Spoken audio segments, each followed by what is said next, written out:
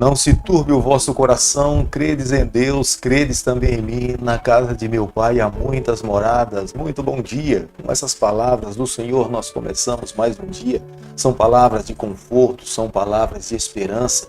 Enquanto os discípulos estavam decepcionados porque Jesus Cristo teria que voltar aos céus, Jesus abre os seus lábios e promete voltar um dia, buscá-los e levá-los para estar com o Senhor por toda a eternidade.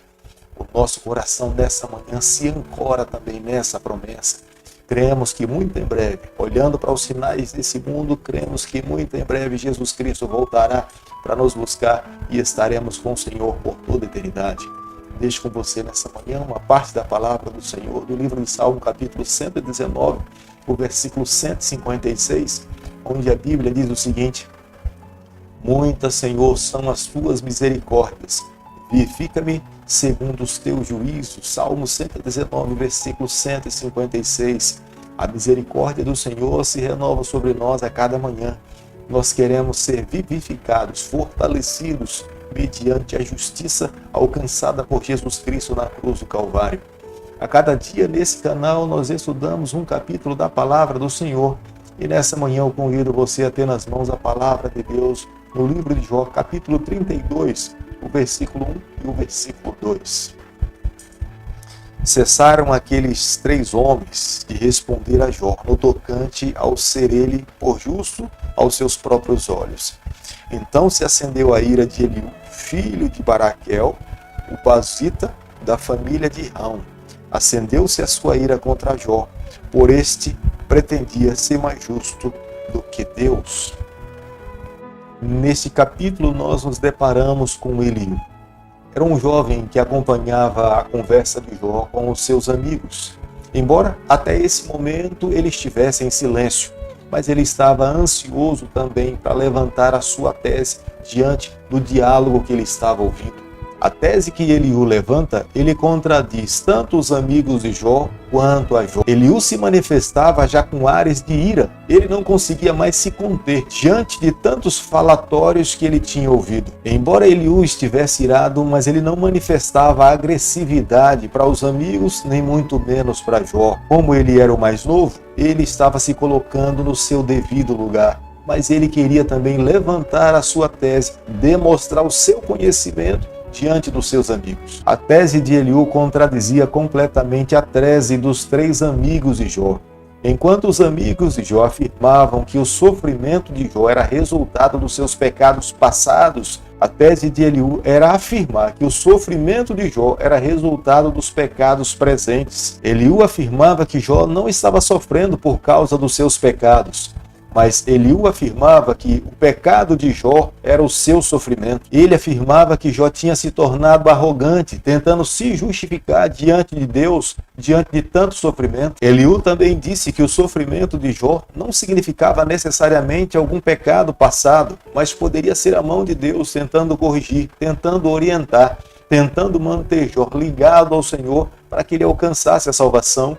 E a fala de Eliú, em certo sentido, é real. Embora o discurso de Eliú esteja num nível espiritual maior do que dos seus amigos, mas ele faz uma conexão equivocada dizendo que todo o sofrimento está conectado ao pecado. E isto não é verdade. Jó conseguiu fazer um discurso que deixou seus amigos calados, embora eles não conseguiram se convencer, nem abandonaram as suas tradições e conhecimento passado.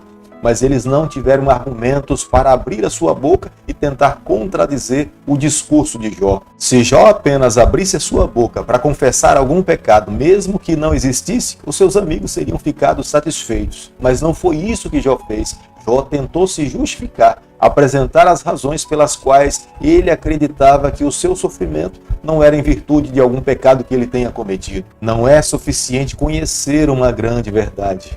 Mas além de conhecermos uma grande verdade, é necessário viver a verdade. É necessário testemunhar dessa verdade. Eliú reconheceu a Deus como sendo a fonte de toda a sabedoria. Mas Eliú não foi sensível, misericordioso, não se valeu da graça para usar com Jó no momento de sofrimento e de lutas que Jó estava passando. Embora ele tivesse conhecimento de onde adivinha toda a sabedoria, mas ele não tentou buscar nessa fonte sabedoria. Tornar-se sábio é uma conexão que nós um dia precisamos conectar com o nosso Deus, aceitá-lo como Senhor da nossa vida e precisamos desenvolver uma amizade diariamente. A cada dia é necessário voltar a essa fonte e beber mais dessa fonte. É necessário renovar a aliança, é necessário buscar constantemente para que nós tenhamos uma vida sábia.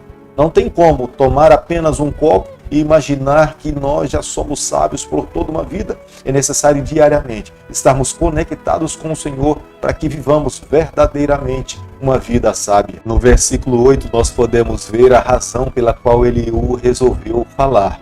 Embora ele admitisse que fosse o mais novo, ele respeitava os mais velhos que estavam ali. É a razão pela qual até então ele não abriu a sua boca. Mas ele não poderia deixar de apresentar a sua tese diante dos seus amigos, até porque ele imaginava que todas as pessoas que estavam ali estavam equivocadas. Era a razão pela qual ele se sentia motivado a levantar a sua tese e apresentar as verdades que ele entendia que estava dentro do seu coração. Ele argumentava que a idade não era razão para ele se manter calado, porque muitas vezes os mais novos possuem sabedorias até do que alguns mais velhos. Não é a idade que determina uma verdadeira sabedoria. Muitos jovens são mais sábios do que pessoas que possuem mais idades, e isso é uma verdade. Uma vez que a sabedoria é um dom dado por Deus, há jovens que buscam mais ao Senhor do que alguns que possuem mais idades. Portanto, alguns jovens podem ser mais sábios. O discurso de Eliú continua de uma forma convincente diante de todo o capítulo e vai até o capítulo 37. E ele tem uma grande contribuição para que nós possamos entender qual de fato é a verdadeira razão de todo o sofrimento de Jó. Eliú ele não se rebaixa às falsas acusações progressivas à vida de Jó, mas em geral ele limita as suas críticas à vida real das palavras que Jó tinha proferido. Talvez seja a razão pela qual Eliú não foi condenado por Deus, como os 3 amigos de Jó o foram. Embora Eliú fosse o mais novo daquele grupo, é a razão pela qual ele usa uma ilustração falando a respeito de odres novos e odres velhos, porque odres velhos têm uma capacidade muito grande de rachar quando se coloca vinho dentro dele. Mas é diferente de odres novos. Era a razão pela qual ele se sentia extremamente motivado em abrir a sua boca e apresentar a sua tese diante dos seus amigos sem nenhum receio. Eliú, quando apresenta a sua tese, ele tem desejo de ser justo diante das suas declarações. Ele não tem preocupação com a idade, ele não está preocupado com a classe social. Na verdade, o seu desejo é apresentar a maior verdade que ele entendia que os seus amigos deveriam compreender. Embora ele soubesse que a sua tese fosse desagradar alguns daqueles que estavam ali, mas ele não poderia voltar para sua casa sem que abrisse os seus lábios e mostrasse toda a verdade que ele entendia que os seus amigos deveriam compreender. Querido amigo, nessa manhã, ao concluirmos o estudo do capítulo 32 do livro de Jó, eu e você, nós precisamos guardar no nosso coração a seguinte verdade: nem sempre a idade maior expressa maturidade. Às vezes é necessário ouvir um conselho de um mais jovem, mas quando nós ouvimos um conselho de alguém, os conselhos sempre precisam estar pautados dentro da palavra da revelação do Senhor, dentro do espírito profético. Quando os conselhos estão embasados na Bíblia e dentro dos conceitos proféticos, nós podemos abraçar, nós precisamos aceitar e precisamos aplicar na nossa vida. Muitas vezes, nem sempre pensar que temos razão é ter razão. Isso pode ser arrogância e pode prejudicar. Eliú imaginava que iria convencer a Jó diante da tese que os seus amigos apresentaram e não conseguiram alcançar nenhum objetivo. Embora Eliú fosse muito educado, mas ele estava a explodir de raiva. Embora ele tivesse respeitado os mais velhos, se mantendo em silêncio, mas agora ele estava disposto a atacar a sabedoria dos seus amigos que tentaram convencer Jó e não conseguiram. Querido amigo, nessa manhã, ao nos voltarmos para a palavra de Deus, nós precisamos entender que temos muito a aprender da palavra do Senhor. Há muita sabedoria que nós precisamos nos conectar, beber a cada instante. Nós não podemos menosprezar em nenhum momento os conselhos e a palavra do Senhor. É por isso que nessa manhã eu convido você a abrirmos o nosso coração, nos conectarmos com o soberano e permitirmos que ele fale a nossa vida constantemente. Querido Pai, nas suas mãos, nessa manhã nós nos colocamos, confessamos as nossas falhas, nós queremos ser do Senhor por toda a nossa vida. Fica conosco no decorrer desse dia. É o nosso pedido e é a nossa oração e o fazemos em nome de Jesus. Que o Senhor te abençoe e te guarde. Que Ele faça resplandecer o seu rosto sobre você. Que Ele tenha misericórdia de você.